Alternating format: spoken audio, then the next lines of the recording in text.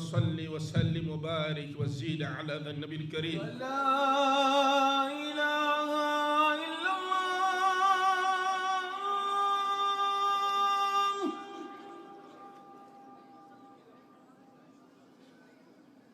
أشهد أن لا. السلام عليكم ورحمة الله وبركاته.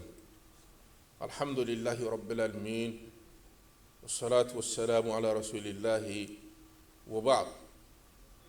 Louange à Allah, Seigneur de l'univers, salut, paix et bénédiction sur notre prophète Muhammad, sur sa pieuse famille, ses fidèles et braves compagnons qui n'ont pas trahi, et sur tous ceux qui suivent le droit chemin de l'islam jusqu'au jour de la tradition.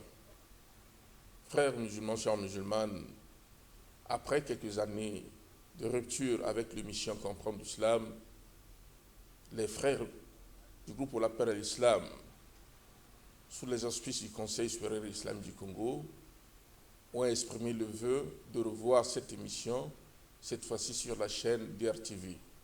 Aujourd'hui, nous sommes au premier numéro.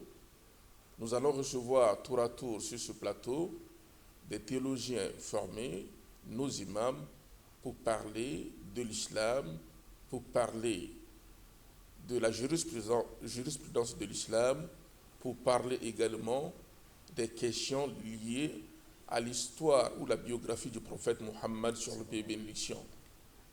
Pour ce premier numéro, Allah nous a fait grâce, nous recevons sur ce plateau, à ma gauche, nous avons donc l'imam Omar Ibrahim Mokondi, qui est imam de la mosquée Malikia à Poto-Poto, et à droite, nous avons notre deuxième imam de la mosquée de Mpila, l'imam Ibrahim également, qui vont nous accompagner. Sur ce plateau, nous allons débattre en commençant par les piliers de l'islam. Il serait donc normal, frères musulmans, chers musulmanes, avant qu'on aborde le thème lié aux piliers de l'islam, puisque le nom de l'émission c'est Comprendre l'islam, nous serons dans l'obligation d'expliquer aux gens ce que ça veut dire l'islam, bien avant de faire intervenir nos hôtes qui sont sur ce plateau. Beaucoup pensent que l'islam, c'est la religion de Muhammad, c'est-à-dire Mahomet est le fondateur de l'islam. Et c'est ce qui est souvent dit sur certaines chaînes de télévision ou sur les réseaux sociaux. On pense que l'islam est la religion de Muhammad, c'est lui le fondateur. Et c'est ce qui nous a été forcément enseigné quand nous étions en classe de 5e. On nous faisait croire que l'islam est la religion de Muhammad.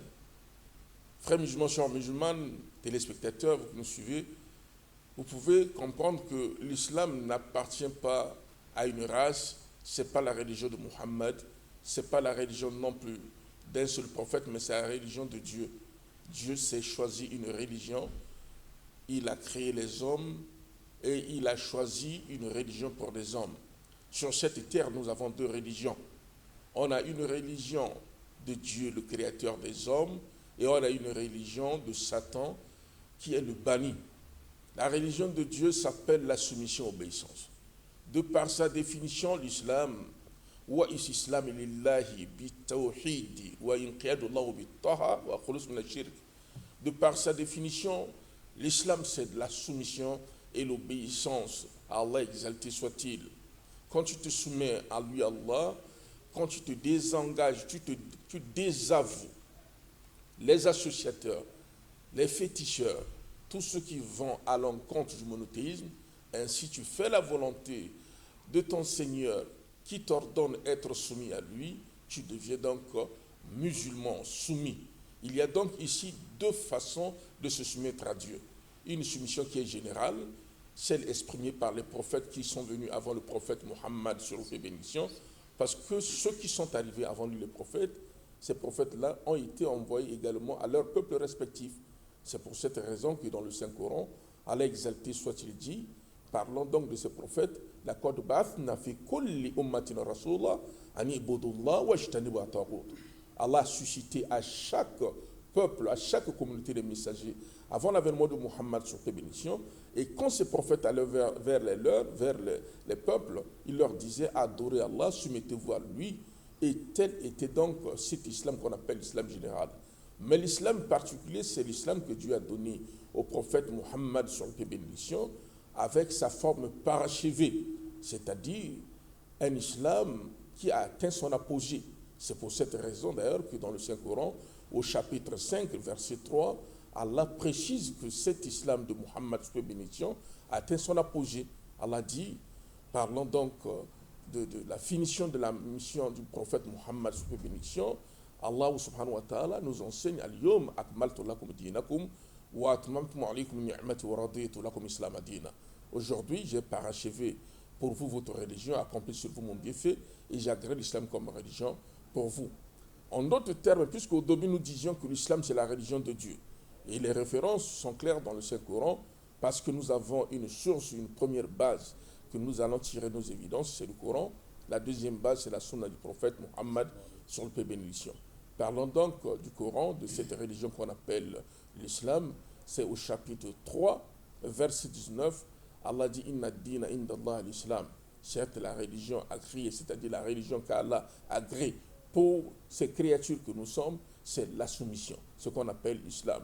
Et donc, ici, il y a cette religion qui appartient à Dieu. La deuxième religion, c'est la rébellion à cette soumission. Quand tu refuses de te soumettre à ton Créateur, tu deviens rebelle, tu peux créer ta religion comme tu veux. Cette religion répond à tes agissements, répond à tes soupçons, à tes passions. Tu peux donner le nom comme tu veux, mais cette religion, en vérité, si ce n'est pas une façon de se soumettre à Dieu, de faire sa volonté, dans le nom qui te convient, rassure-toi que cette religion n'est pas la religion de Dieu. Et sur cette terre-là, on peut l'appeler religion, mais au jour de la résurrection, tu seras parmi les perdants. Sans plus tarder, Imam Omar, nous avons ici notre premier numéro, comprendre l'islam. Qu'est-ce qu'on va dire à nos téléspectateurs qui nous suivent par rapport à la définition de l'islam telle que enseignée dans le hadith de Jibril alayhi salam, quand le prophète Mohammed sur la bénédiction a reçu l'ange Gabriel alors qu'il était en compagnie de ses disciples. L'ange Jibril fait apparition et a posé certaines questions au prophète Mohammed sur la bénédiction par rapport à la définition de l'islam, par rapport à la définition de la foi. Bismillah imam. Alhamdulillahi Rabbil Alamin.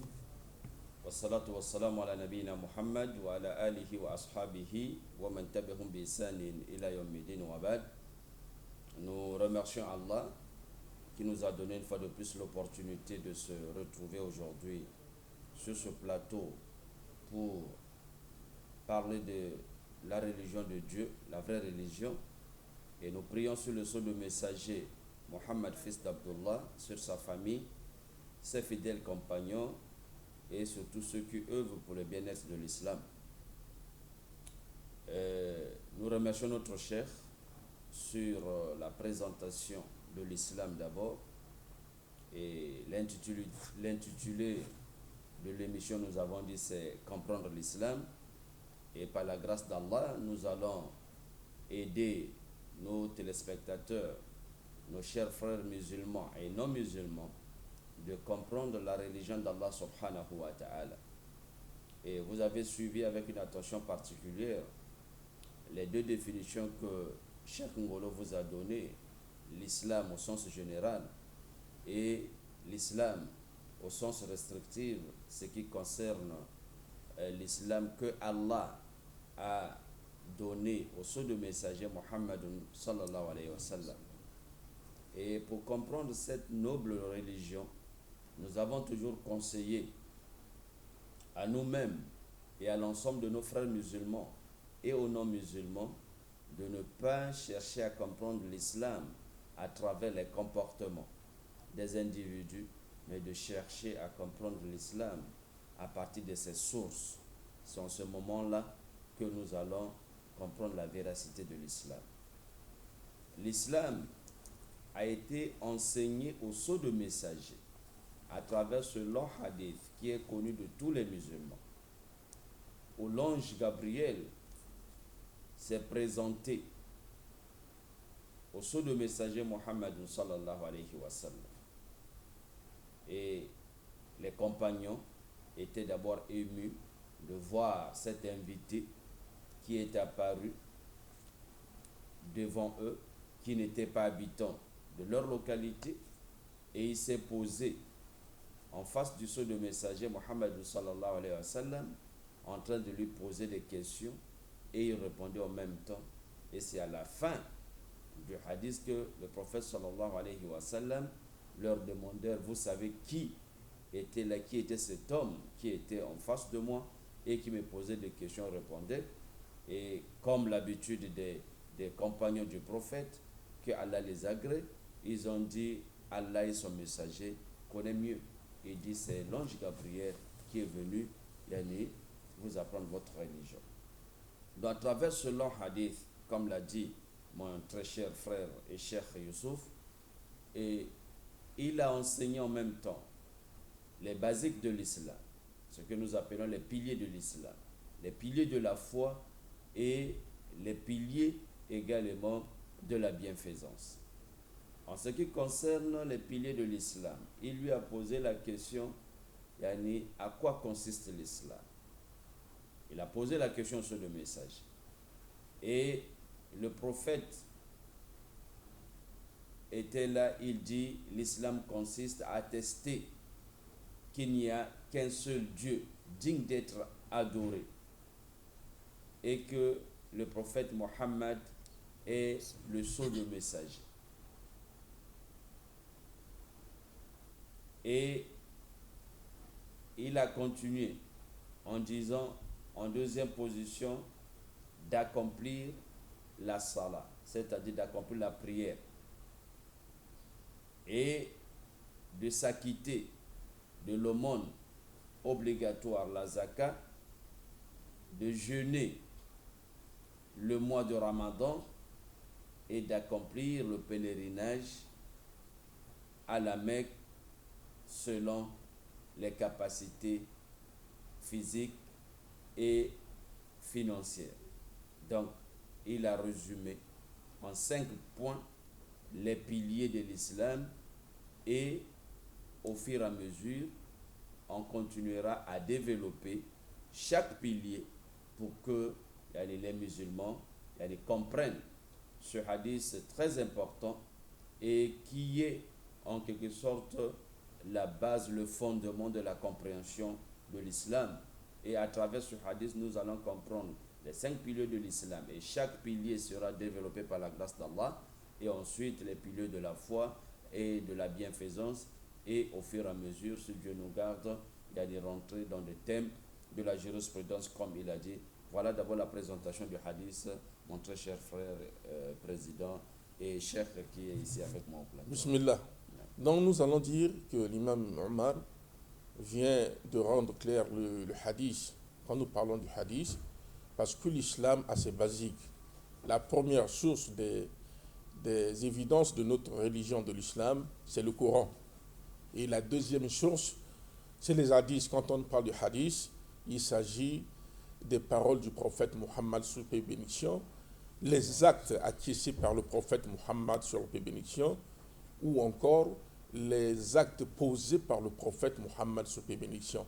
Et quand on parle de hadith, vous devrez tout de suite comprendre que si le hadith, une parole est du prophète Muhammad sallallahu alayhi wa sallam, c'est-à-dire c'est une révélation de la part du Seigneur. Si c'est un acte posé par lui, enseigné par ses compagnons, c'est un acte également légiféré par le Seigneur de l'univers ou des actes acquiescés par le prophète Muhammad sur paix et bénédiction. Il vient de nous rendre clair le hadith de Jibril. Jibril, c'est l'ange Gabriel. Alors que le prophète Muhammad sur paix et bénédiction était avec ses compagnons, l'ange Jibril arrive pour enseigner au prophète Muhammad sallallahu alayhi wa sallam les fondamentaux de la religion, les piliers de l'islam, les piliers de la foi et les 2 piliers de la bienfaisance. Imam Omar, dans son intervention, a cité les 5 piliers de l'islam. Les 5 piliers que nos enfants à la maison apprennent à l'école, au collège. Premièrement, c'est l'attestation de foi. La profession de foi, il s'agit de témoigner qu'il n'y a point de divinité digne d'adoration à part Allah. Ça veut dire que dans cet engagement de proclamer l'unicité d'Allah, tu refoules aller chez les charlatans, tu refutes aller croire à ce que les charlatans, les devins, les sorciers, les marabouts disent par rapport à la création du monde, ce qu'ils ont l'habitude de faire comme incantation qui n'a pas d'origine, d'aller t'humilier, d'aller chercher la protection chez les créatures, ça c'est interdit. C'est pourquoi, dans cette première partie qu'on appelle la profession de foi, qui fera objet de plusieurs émissions sur ce plateau, parce que si le musulman, réellement, après avoir accepté Allah comme le Dieu qui mérite d'être adoré, et le prophète Mohammed sallallahu alayhi wa sallam comme celui qu'il faut suivre, il doit obligatoirement cesser avec les chemins nocturnes, c'est-à-dire les pistes qui suscitent la colère de Dieu, telles par exemple s'engager dans les affaires du polythéisme, aller chez les charlatans, aller chez les marabouts, chez les devins, chez les féticheurs. Donc il y a ce premier pilier qu'on appelle la profession de foi, et cette profession de foi ne peut pas être garantie sauf avec l'accomplissement de la prière. La prière devient donc le deuxième pilier après la profession de foi. Le musulman qui a accepté Allah comme celui qui mérite d'être adoré, et il a accepté le prophète Muhammad sur prémission comme celui qui a enseigné cette religion, doit s'acquitter de sa prière. Il doit prier submergiquement 5 prières quotidiennes.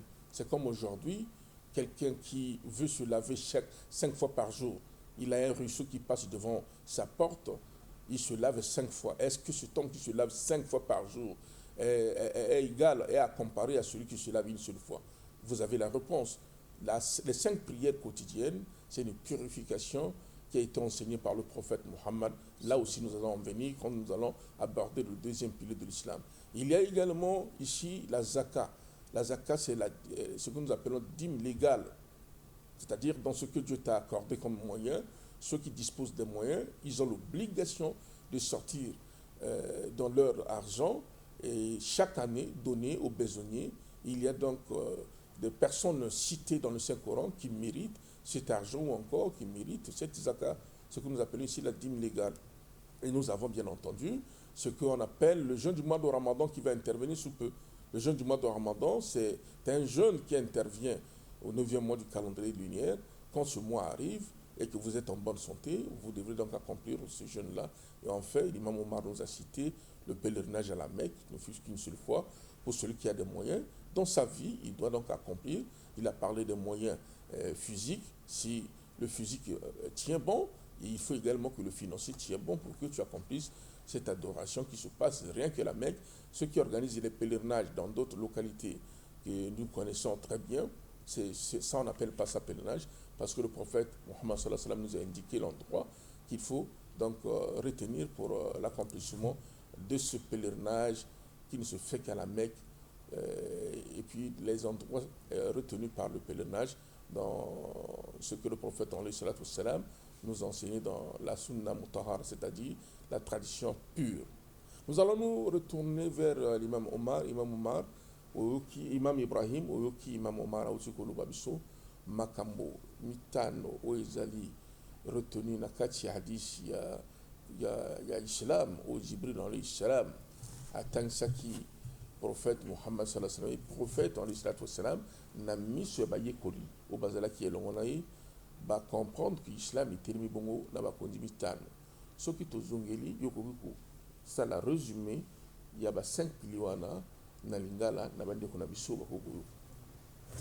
Alhamdulillah, wassalatu wassalamu ala sayyidina Muhammad wa ala alihi wa ashabihi wa man tabi'ahum bi ihsan ila yawmiddin, amma ba'd. Hukumu mingi pai Allah subhanahu wa ta'ala et tusengeli salatu pai prophète Muhammad sallallahu alayhi wa sallam tomanai na makambo oyo imam Omar alobi ikolo makambo etali ba 5 piliers. Alobi motindami ya Nzambe Angelu Jibril ayakaki epai ya prophète Muhammad sallallahu alayhi wa sallam na tango prophète azalaki na kati ya bato na ye to basahaba na ye atunie likambo etali ba 5 piliers. Atuni makambo ya liboso likolo ya iman billah eni koloba Atuni liboso na likolo ya likambo etali islam. Likolo ya itali islam, prophète apesi réponse lokolo esengami. Ayikotuna ye likambo etali ba pilier ya iman billah eni koloba kozala na mundimi ya solo epai ya Nzambe ya mibale atunie makambo etali ihsan ihsan, yani makambo etali moto. Prophète apesi ba réponse homme esengene aikotuna ye likambo etali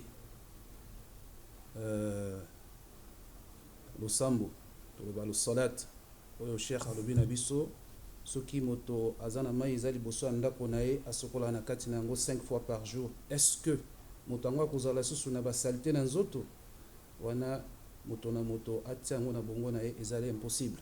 Exactement. Eni koloba losambo tosambelaka eni koloba kopurifie biso tozala pepe liboso ya nzambe na biso mpo nzambe alobi inna allaha tayyib la yaqbalu ila tayyib. Prophète alobi nzambe alobi azali pepe azali moto ya propre azwaka salite te azwaka biloko nyonso tu ya propre. Propriété ya nzambe eni koloba te bilamba eni koloba te kosokola. Propriété ya nzambe ebandi na kati ya motema.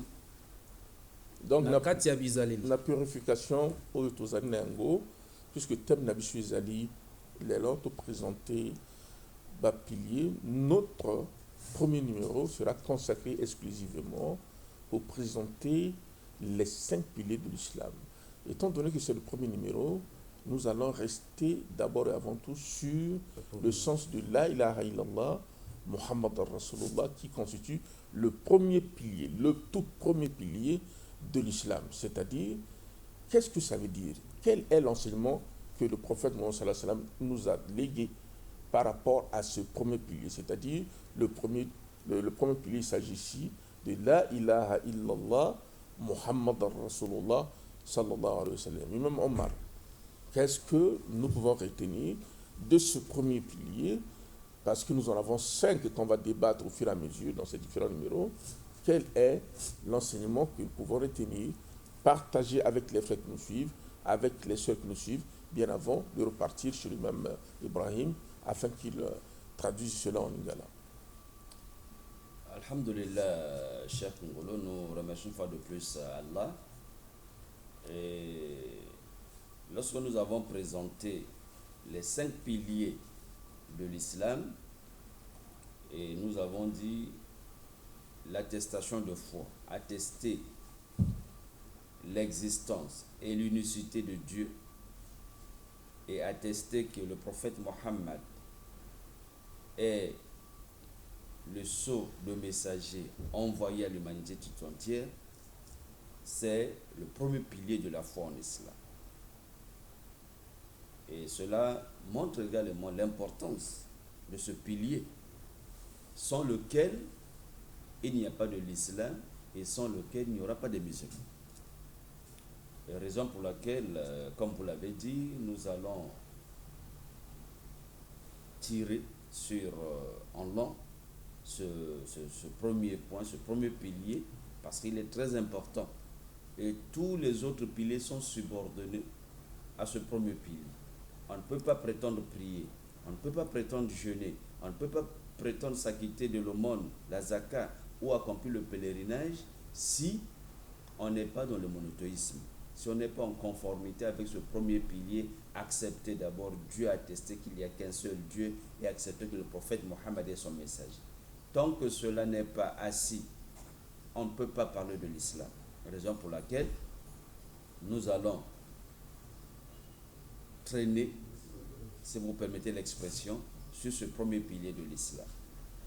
Et vous savez, si nous voyons l'environnement dans lequel le monde existait avant l'avènement de Mohammed sallallahu alayhi wa sallam, dans l'idolâtrie, comme vous l'avez dit, les gens vivaient dans un état de nature pure où il n'y a que l'adoration des divinités fabriquées, inventées. Chaque ethnie, surtout dans la péninsule arabique, chaque ethnie, chaque clan avait son Dieu, qui est la réalité de tout le monde. Ce n'était pas seulement dans le péninsule. Mais lorsque Dieu a envoyé Mohammed sallallahu alayhi wa sallam pour purifier le monde, et le premier point c'était d'appeler les gens à l'unicité d'un Dieu, comme les autres prophètes l'ont fait. Mais attester qu'il n'y a qu'un seul Dieu digne d'être adoré Cela signifie qu'il faut rejeter toutes les divinités, toutes les fausses divinités qui existaient et accepter un seul Dieu qui est le créateur des cieux et de la terre dans sa vie. Et comme vous l'avez dit, en acceptant, en attestant cette foi, cela sous-entend que vous vous confiez corps et âme à ce Dieu, le créateur. Et vous n'avez pas le droit d'aller chercher en dehors de ce Dieu. Si c'est le bonheur, vous allez le demander à ce Dieu-là qui est le détenteur de tout le bonheur. Si un malheur vous atteint, alors vous n'avez qu'à demander le secours, l'assistance, la protection à ce Dieu-là. En ce moment, Dieu a mis à notre disposition. Donc, en acceptant la ilaha illallah, qui signifie en arabe la ma'bouda bil haqq illallah, il n'y a pas un autre Dieu digne d'être adoré en réalité si ce n'est que Allah subhanahu wa ta'ala. Et en ce moment-là, comme le vice a dit, il y a des conditions de la ilaha illallah. Il y a des éléments qui annulent la ilaha illallah. Donc, tous ces éléments-là, nous allons le mettre à la disposition de nos téléspectateurs pour qu'ils comprennent, parce que beaucoup de gens pensent que c'est un simple discours. Il suffit seulement de prononcer la ilaha illallah et puis c'est fini. Et chers frères téléspectateurs, chères sœurs, si la ilaha illallah n'était qu'un 20 mots, un simple discours, tout le monde devait être également dans la droiture. Et les hypocrites que Allah nous a nommés dans le Coran ne devaient pas être sur le degré le très fond de l'enfer.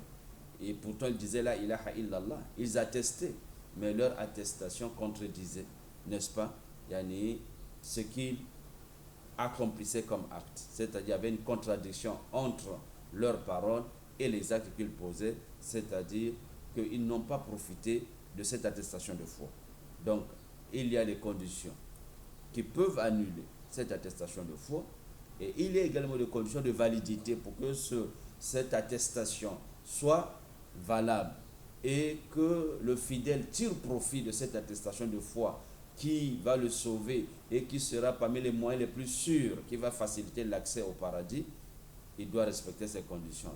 Mais comme nous avons dit, c'est la première émission et nous sommes également obligés d'aller un peu vite parce que nous avons un problème de temps. Donc nous aurons tout le temps, Cheikh Youssouf et Cheikh Imam Ibrahim, de revenir sur ces éléments, quelles sont les conditions de validité de la ilaha illallah, et cela, ça viendra, Inch'Allah. Exactement.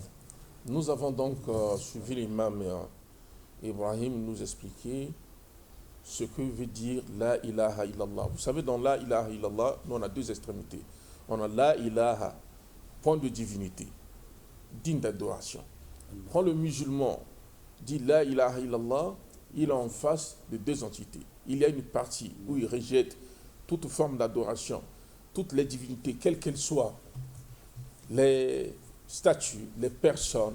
Parce qu'aujourd'hui, vous pouvez aller par exemple dans d'autres pays, vous trouverez des gens adorer les veaux, les moutons. Vous allez trouver les gens adorer les reptiles. Vous allez encore, quelque part sur cette terre, vous allez trouver les gens adorer les idoles, les statues. Chaque matin, il faut venir se mettre debout devant cette idole et faire des incantations.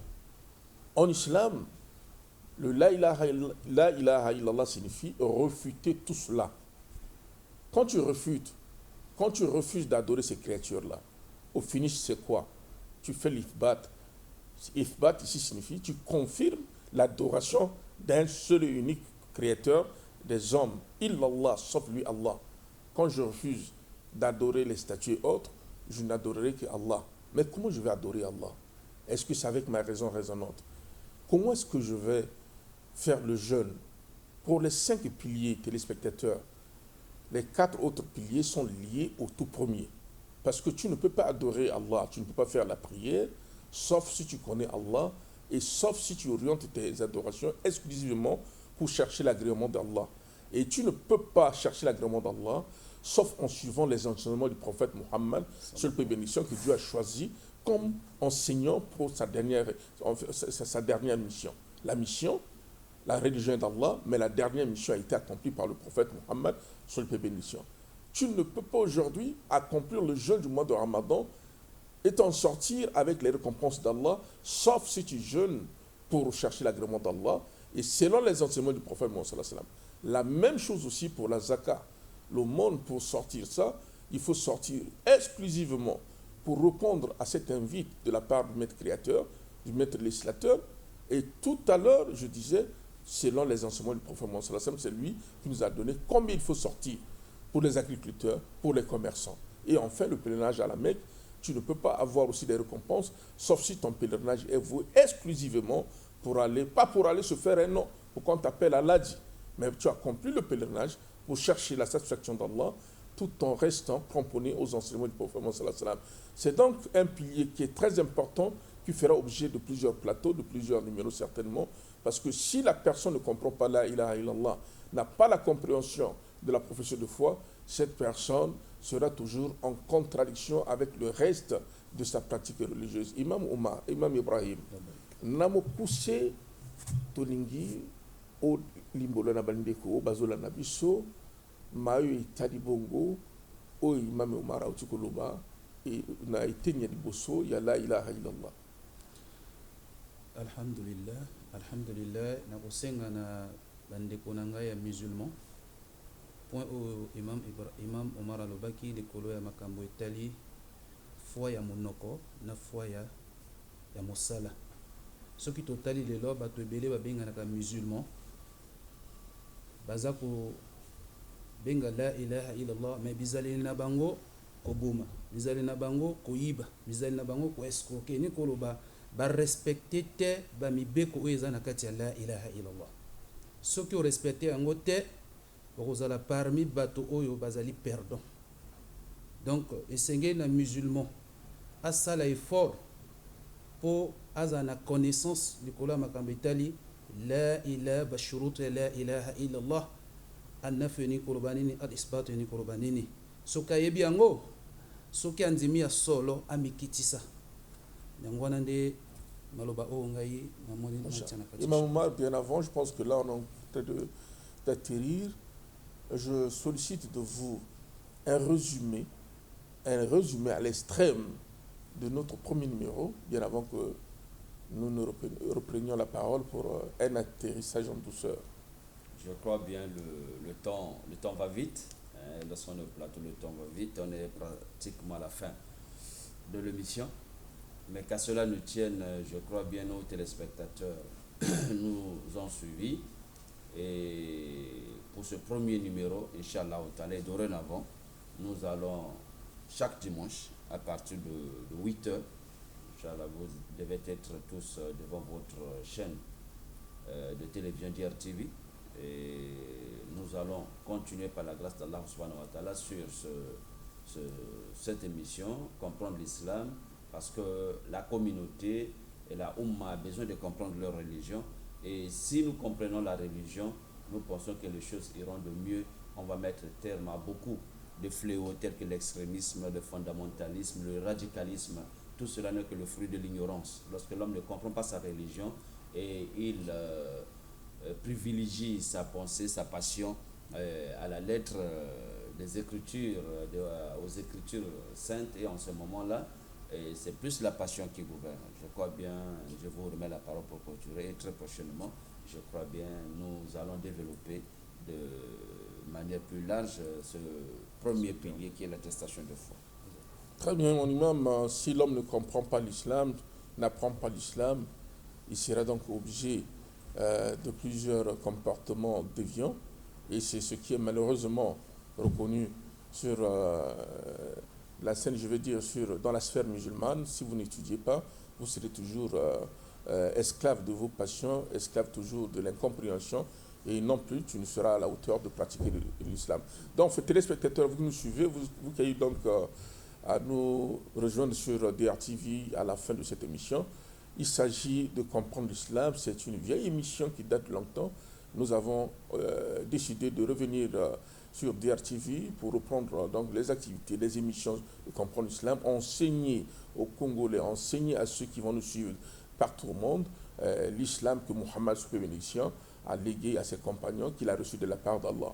Chaque dimanche à partir de 8h, vous devez donc rester scotché devant DRTV International pour qu'ensemble on essaie de partager cette nourriture, parce que l'homme, il a deux nourritures. Il y a la nourriture que nous connaissons. Si vous avez faim, vous avez besoin, si vous avez faim, vous avez besoin du pain, vous avez besoin de l'eau. Il y a donc cette nourriture qui nourrit le corps, mais nous avons également la nourriture spirituelle. Il s'agit de parler de la parole d'Allah, la parole du prophète Mohammed, sous bénédiction, pour qu'ensemble on essaie de comprendre ce que l'islam nous enseigne, au lieu de juger l'islam sur les actes que posent certains musulmans ignorants, au lieu de juger l'islam sur ce qui se passe tristement au monde. Et il faut plutôt revenir vers les basiques, le Coran, la tradition du prophète sallallahu alayhi wa sallam, pour mieux comprendre le fonctionnement de cette religion que Allah a choisie comme religion pour les enfants d'Adam. En ces mots, nous disons subhanakallahumma bihamdik, nashhadu an la ilaha illa anta, nastaghfiruka wa natubu ilayk. À nous revoir donc le dimanche prochain, si tout plaît à Dieu, à 8 heures précises.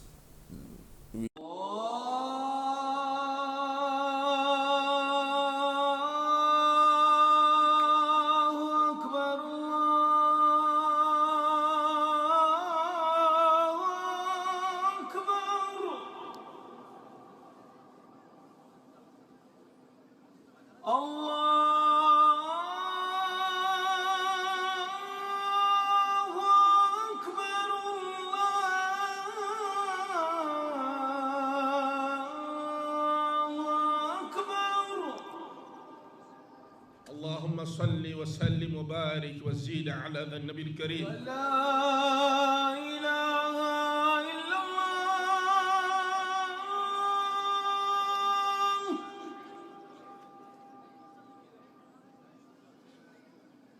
أشهد أن